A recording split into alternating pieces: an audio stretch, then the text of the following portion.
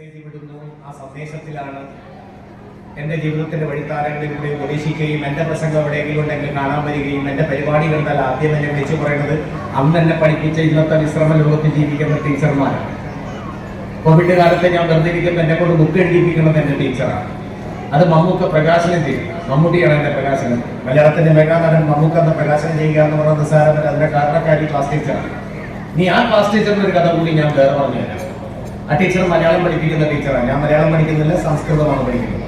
Teacher നന്നായിട്ട് class എടുക്കുമെന്നും ആ ക്ലാസ് കേൾക്കാൻ നല്ല സുഖമാണെന്നും പറഞ്ഞതുകൊണ്ടാണ് ഞാൻ ആ ക്ലാസ്സിലൊക്കെ ഇടക്കിടക്ക് അറ്റൻഡ് ചെയ്യുന്നത്. അങ്ങനെ തൈമാവിൽ നിന്നും ആദ്യത്തെ പഴം വീണും അമ്മ തൻ കണ്ണിൽ നിന്നും ചുടുനീർ പൊഴിയുന്നു. ടീച്ചർ കുട്ടികളോട് ചോദിച്ചു, എന്താണ് അമ്മയുടെ കണ്ണിൽ നിന്നും ചുടുനീർ പൊഴിയാൻ കാരണം? തന്റെ സഹപ്രവർത്തകനായ എൻ്റെ അടുത്തിരിക്കുന്ന കൂട്ടുകാരൻ എഴുന്നേറ്റ് എന്ന് പറഞ്ഞു, നമ്മുടെ നെറുകത്തലയിലായിരിക്കും ആ മാങ്ങ വീണത്. നമ്മുടെ നെറുകത്തലയിൽ മാങ്ങ വീണത് കൊണ്ടല്ല അമ്മ തൻ കണ്ണിൽ നിന്നും ചുടുനീർ പൊഴിഞ്ഞത്.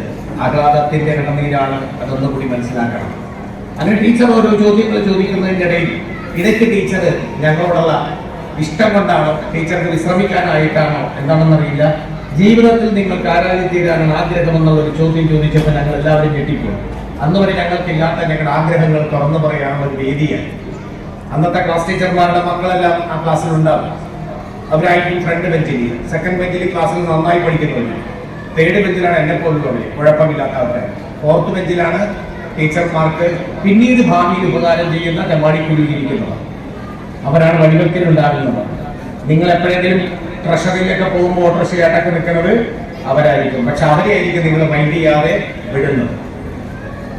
അവരായിരിക്കും എൻ്റെ ടീച്ചർ എവിടെ പോകണമെന്ന് ചോദിക്കുന്നത്. ബാക്കി രക്ഷപ്പെട്ടു പോയവന്മാരെല്ലാം പോയിക്കളെ.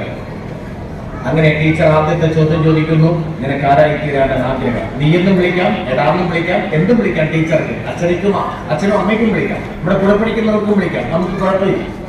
എൻ്റെ കൂട്ടുകാരൊക്കെ എന്നെ എടാന്ന് വിളിച്ചാൽ എനിക്ക് വലിയ പ്രശ്നമില്ല. വേറൊരാൾ വിളിക്കുമ്പോൾ എനിക്ക് പ്രശ്നം. അങ്ങനെ ടീച്ചർ ചോദിച്ചു, നിനക്ക് ആരായി തീരാനാണ് ആഗ്രഹം? ഫസ്റ്റ് ബെഞ്ചിൽ ഇരിക്കുന്നവർ ചാടി എഴുന്നേറ്റ് പറഞ്ഞു, ഇന്ത്യൻ പ്രധാനമന്ത്രി. Next Kerala governor. Next Ernakulam ജില്ലാ കളക്ടർ. അടുത്തത് SP. അടുത്തത് പള്ളുരുത്തി CI. അടുത്തത് ഡോക്ടർ. ഇങ്ങനെ പോയിക്കൊണ്ടിരിക്കുകയാണ്. സയന്റിസ്റ്റ്. ടീച്ചറാണെങ്കിൽ ക്രിസ്മസ് ട്രീ നിൽക്കുന്നത് പോലെ ടീച്ചർ ഇങ്ങനെ നിൽക്കുക. എന്തൊരു സന്തോഷം ടീച്ചറുടെ മുഖത്ത്. കാര്യം ടീച്ചറുടെ മക്കള് പ്രധാനമന്ത്രിയാവുന്നു, ഗവർണറാവുന്നു, കളക്ടറാവുന്നു, സയന്റിസ്റ്റ് ആവുന്നു, ഇങ്ങനെ പോകുന്നു. മൂന്നാമതിരിക്കുന്ന എൻ്റെ കൂടത്തിലേക്ക് ടീച്ചർ വിരൽ ചൂണ്ടി, നിനക്ക് ആരായി തീരാനാണ് ആഗ്രഹം? ഞാൻ ചാടിക്കരി പറഞ്ഞു, എൻ്റെ ആഗ്രഹം സിനിമാ നടനാകണം. ഇങ്ങനെ ഒരു നിൽപ്പായിരുന്ന ടീച്ചർ. കല്യാണ വീട് പോലെ ചിരിച്ചു കളിച്ചിരുന്ന സന്തോഷമുണ്ടായിരുന്ന ക്ലാസ് റൂം പെട്ടെന്ന് മരണ വീട് പോലെയായി. ആരോ മരിച്ചത് പോലെ. എന്നെ ടീച്ചർ നോക്കിയൊരു നിൽപ്പ ആദ്യമായിട്ട് കാണുന്നത് പോലെ. സ്റ്റാൻഡപ്പ്. ടീച്ചർക്ക് എൻ്റെ സൗന്ദര്യം അവിടെ ഇരുന്നാൽ കാണും. ടീച്ചർ മാത്രമല്ല, എല്ലാവരെയും കണ്ടോട്ട് ചെയ്ത് കരുതി എന്നെ ഡെസ്കിന്റെ മുകളിലേക്ക് കയറ്റി നിർത്തുകയാണ്. എന്നിട്ട് എന്നോട് കൂട്ടുകാരോട് പറയുക, സിനിമ നമ്മളെ കണ്ടില്ലെങ്കിൽ കണ്ടോളൂ. പർവ്വതം തകർന്ന അവസ്ഥയായിരുന്നു. തൊട്ട് വീടാണ്, ജനാല തുറന്നാൽ എൻ്റെ തറവാടാണ്. ടീച്ചർ വിളിച്ചു പറഞ്ഞു അമ്മയോട്, ഉച്ചക്കൊന്നാൻ സിനിമാ നടൻ വരുന്നുണ്ട്. അമ്മയില്ലാത്ത ഓംലെറ്റും ഉണ്ടാക്കി സിനിമാ നടനെയും കാത്തിരിക്കുമ്പോൾ ചെല്ലുന്നത് ഈ പഠനം. അമ്മയുടെ കയ്യിൽ നിന്ന് കിട്ടി, ടീച്ചറിന്റെ കയ്യിൽ നിന്ന് കിട്ടി, കൂട്ടുകാരുടെ കയ്യിൽ നിന്ന് കിട്ടി. ഏറെ വർഷങ്ങൾക്ക് ശേഷം ടീച്ചർ റിട്ടയർഡായി അമേരിക്കയിലേക്ക് പോയി മക്കളുടെ കൂടെ. ടീച്ചർ എഴുന്നേറ്റ് കിടക്കുമ്പോൾ ഞാൻ ഉറങ്ങിക്കിടക്കണമെങ്കിലും എന്നെ വിളിക്കും. എടുക്കാതിരിക്കാൻ പറ്റില്ല. ഞാൻ ഹായ് പറയും. പലപ്പോഴും എൻ്റെ പരിപാടി കാണുമ്പോൾ നീ എൻ്റെ സ്റ്റുഡൻ്റ് ആണെന്ന് ഞാൻ എൻ്റെ കൂട്ടുകാരോട് പറഞ്ഞു, അയൽവാസികളോട് പറഞ്ഞു, നീ അവരോടൊന്ന് സംസാരിക്കും എന്നൊക്കെ പറയും. എനിക്ക് ഭയങ്കര ഇഷ്ടമാണ്. അങ്ങനെ ടീച്ചർ ഒരു ദിവസം വന്നപ്പോൾ ഞാൻ ചായയൊക്കെ കൊടുത്ത് അരികത്തിരുത്തി ഒന്ന് തടകി ആ നെറുകയിലൊക്കെ ഒന്ന് ചുണ്ണയൊക്കെ കൊടുത്തിട്ട് ഞാൻ ചോദിച്ചു. ഭയങ്കര ഇഷ്ടമാണ്, ഇപ്പോഴും ഭയങ്കര ഇഷ്ടമാണ്. അപ്പൊ ഞാൻ ടീച്ചറോട് ചോദിച്ചു, പ്രധാനമന്ത്രി വിളിക്കാറുണ്ട്? ടീച്ചർക്ക് ആദ്യമൊന്നും പിടികിട്ടിയില്ല. ഗവർണറുമായിട്ട് ടീച്ചറുടെ അവസ്ഥ എങ്ങനെയാണ്? പിന്നെ എന്തെങ്കിലും ആവശ്യമുണ്ടെങ്കിൽ കളക്ടർ സ്വന്തമായിട്ട് ടീച്ചർക്ക് ഉണ്ടല്ലോ. അസുഖം വന്നാൽ പ്രത്യേകിച്ച് കാശുകളായിട്ടുള്ള ഡോക്ടറും ടീച്ചറെ കണ്ടു. വീട്ടിൽ എന്തെങ്കിലും ആരെങ്കിലും ഉപദ്രവിക്കാൻ പറഞ്ഞാൽ പള്ളുരുത്തി SP-യും CI-യും ടീച്ചറുടെ കസ്റ്റഡിയിലുണ്ട് എന്ന് പറഞ്ഞപ്പോഴാണ് ടീച്ചർക്ക് മനസ്സിലായത് ഇപ്പം പഴയ കാര്യങ്ങൾ ഉണർത്തിക്കൊണ്ടുവരികയാണ്. എന്നിട്ട് ഞാൻ ടീച്ചറോട് പറഞ്ഞു, ടീച്ചറെ ഞാനെന്ന ഒറ്റ വാക്യേ പറഞ്ഞു. ഗവർണർ ആകണമെന്ന് പറഞ്ഞവൻ എൻ്റെ വീടിനടുത്ത് ഭരണകൂടം നടത്തുകയാണ്. ഡോക്ടർ ആകണമെന്ന് പറഞ്ഞവന് ഇല്ലാത്ത അസുഖങ്ങളില്ല. ഇൻസ്പെക്ടർ ആകണമെന്ന് പറഞ്ഞവന് 4 കേസ് ഇപ്പോഴും പോലീസ് അന്വേഷിച്ചുകൊണ്ടിരിക്കുകയാണ്. ഞാനന്ന് ടീച്ചറോടൊക്കെ കാര്യങ്ങൾ പറഞ്ഞത് സിനിമാ നടനാകണമെന്ന്. അത് എൻ്റെ ആഗ്രഹമായിരുന്നു. ഞാൻ 70 സിനിമകൾ അഭിനയിച്ചു, ഇനി 7 വരാൻ കിടക്കുന്നു, 3 അഭിനയിച്ച് പോകാൻ പോകുന്നു. ലോകരാജ്യങ്ങൾ മുഴുവൻ കറങ്ങി ചാനലിൽ മൊത്തം ചെയ്ത് 20 വർഷം നീണ്ടുനിന്ന സിനിമാലയിലും കോമഡി ഷോയിലും മെഗാമേളയിലും പുസ്തകത്തിലും എവിടെയും ലോകമെമ്പാട് സഞ്ചരിക്കാനുള്ള ഭാഗ്യമുണ്ടായി. സാജൻ പള്ളുരുത്തി കൊച്ചിൻ 6 എന്ന് വെച്ചാൽ എൻ്റെ വീട്ടിൽ ഒരു കത്ത് കിട്ടും.